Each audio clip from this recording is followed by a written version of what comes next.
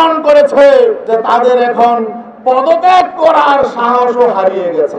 সরকার পতনের এক দফা দাবিতে রাজপথ ছাড়ব না ইসলামী আন্দোলন। লুটেরা দেশবিরোধী সরকারের পতনের এক দফা দাবিতে রাজপথ ছাড়ব না। দীর্ঘ 15 বছর ধরে জগদ্দল পাথরের ন্যায় এই সরকার ক্ষমতায় বসে আছে। এখন জনগণের এক দফা এক দাবি, এই সরকার তুই কবে যাবি?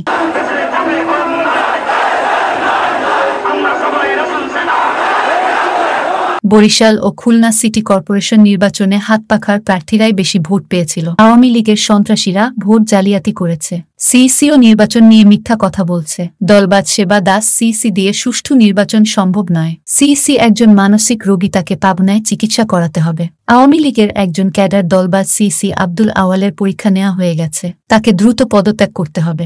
মানবতার দুশ্মন সিইসি ও এই সরকারের আর ক্ষমতায় থাকার অধিকার নেই। বাংলাদেশ এখন কোনো সভ্য মানুষ পরিচালনা করে না, বাংলাদেশ এখন কিছু দস্যুরা পরিচালনা করে।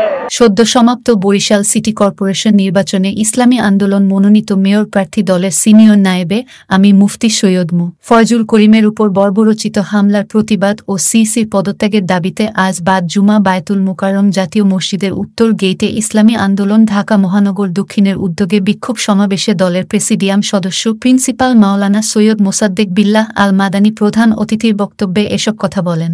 আমাদের কাছে খবর আছে তাদের সময় শেষ। একই দাবিতে আজ বাদ জুমা দেশব্যাপী বিক্ষোভ কর্মসূচি পালিত হয়েছে। পবিত্র কোরআন তেলাওয়াতের মাধ্যমে বিক্ষোভ সমাবেশ শুরু হয়। পরে নগরীতে বিরাট বিক্ষোভ মিছিলও বের করা হয়। মিছিলে বিক্ষোভকারীরা স্লোগান দেয়, বরিশালে শাইখের উপর হামলা কেন? প্রশাসন জবাব দাও, জবাব দাও। এক দফা এক দাবি, সরকার তুই কবে যাবি? পদত্যাগ, পদত্যাগ চাই। সিইসির পদত্যাগ চাই। রক্তের বন্যায় ভেসে যাবে অন্যায়, আমার ভাইয়ের রক্ত কেন? জবাব দাও, জবাব দাও। আপনি এতক্ষণ সঙ্গে ছিলেন বিশ্ব বাংলার, এভাবে সঙ্গে থাকুন, আমরা তো ফিরছি নতুন নতুন রিপোর্ট নিয়ে।